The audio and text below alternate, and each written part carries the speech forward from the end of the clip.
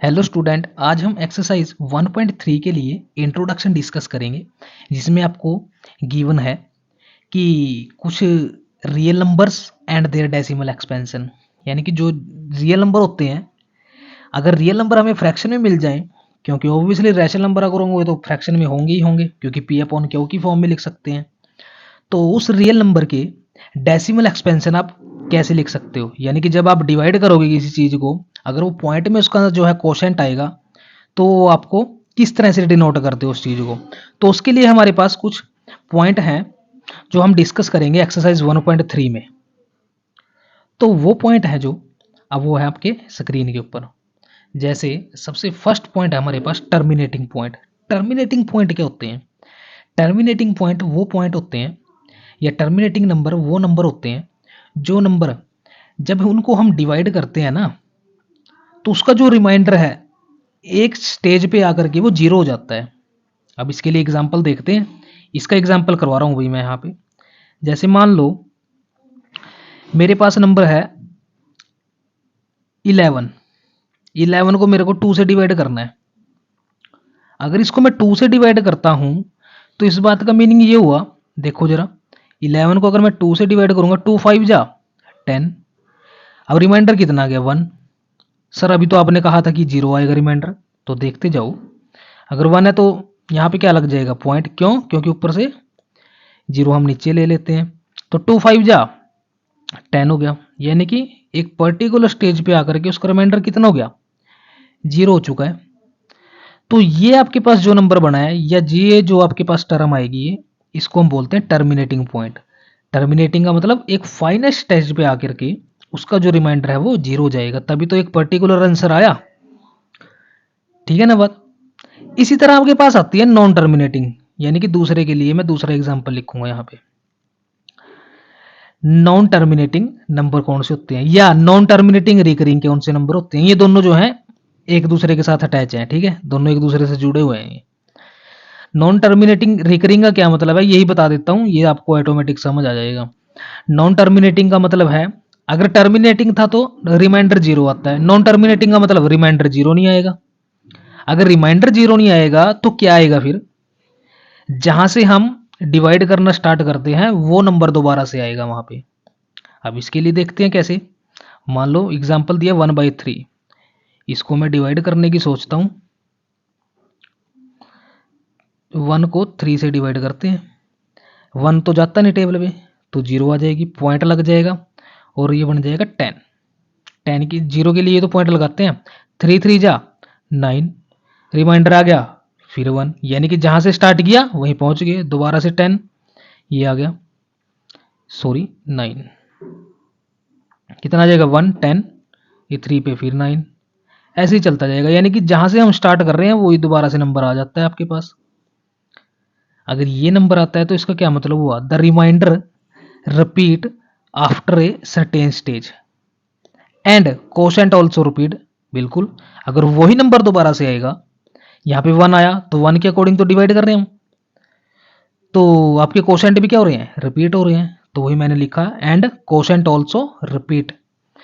तो मेरे पास ये नंबर आया, ये ब्लॉक ऑफ डिजिट क्या आया? 0.333, जिसको मैं लिख देता हूं क्या? अगर नंबर दोबारा दोबारा से रिपीट होते हैं और आगे आगे चलता रहेगा भाई, कंप्लीट ही नहीं होगा, तो इसको हम लिख देते हैं एक शॉर्ट फॉर्म में 3 बार। ठीक है ना बात? अगर ये 3 बार लिख दिया, इस बात का मीनिंग है कि 3 जो है वो बार बार रिपीट हो रहा है यहाँ पे। इसी तरह एक एग्जांपल मैंने और लिखा हुआ है 1/7। अगर 1/7 मैंने लिखा हुआ है तो इस बात का मीनिंग क्या है? मैंने बार लगाया हुआ है, यानी कि यहां तक तो आपका जो है रिमाइंडर रिपीट नहीं हुआ था, तभी तो बार आया। इस पूरे 6 डिजिट आपको दिए, यहां तक तो रिमाइंडर रिपीट नहीं हुआ, लेकिन जैसे ही रिमाइंडर रिपीट हुआ तो ये टर्म दोबारा से चलनी स्टार्ट हो चुकी है, तभी तो ये बार लग गया ऊपर। बात आ रही है ना समझ में? जैसे मान लो आपका रिमाइंडर कुछ भी था और आपका आंसर था ये, जब आपको 1 को जो है 7 से डिवाइड किया, ये था। जैसे ही आपका जो चेंज हुआ, ये रिमाइंडर, तब तक तो आप ये चलता दिखाई दे रहा था आपको, लेकिन जैसे ही रिमाइंडर आपका सेम आ गया, यानी कि 1 आ गया दोबारा से, 1 आने का मतलब तो ये नंबर जो है वो दोबारा से स्टार्ट हो चुके हैं आने, यानी कि फिर ये नंबर आएगा दोबारा से। अगर फिर रिमाइंडर रिपीट होगा, फिर दोबारा से यही नंबर आ जाएगा। इसलिए इस नंबर को हमने हटा करके एक नंबर लिख के उसके ऊपर बार लगा दिया। आ रही है बात समझ में? इस नंबर को हम बोलते हैं नॉन टर्मिनेटिंग रिकरिंग। अब ये तो बात समझ में आती है, लेकिन आपको एक चीज और बताएं, जो टर्मिनेटिंग नंबर होते हैं और जो नॉन टर्मिनेटिंग होती है, उन्हीं को तो हम डिवाइड कर रहे हैं।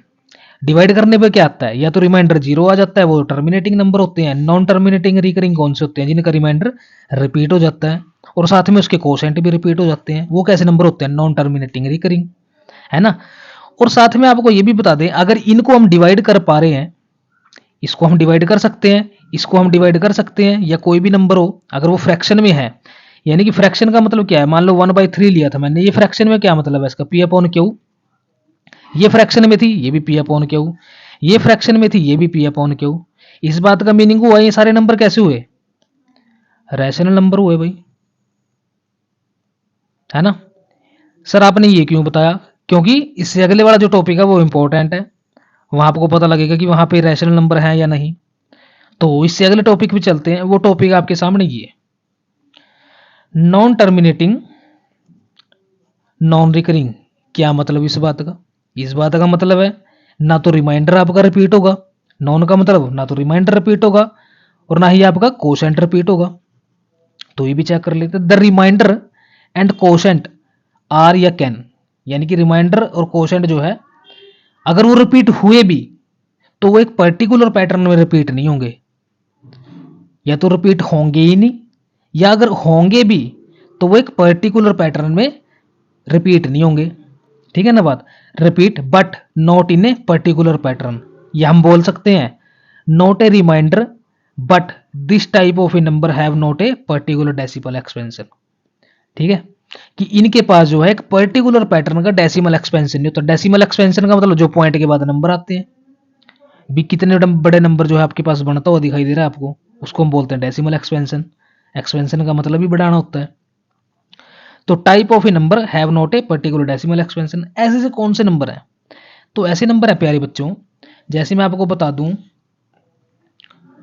रूट वाले नंबर हो गए। अब रूट की वैल्यू मेरे को पता है कि √2 क्या होता है, 1.41 तो मेरे को पता है, लेकिन ये खत्म नहीं होती भाई। यहां पे 1 था, यहां पे दोबारा से 1 रिपीट हो गया, लेकिन एक पर्टिकुलर पैटर्न फॉलो नहीं करेगा। ठीक है ना।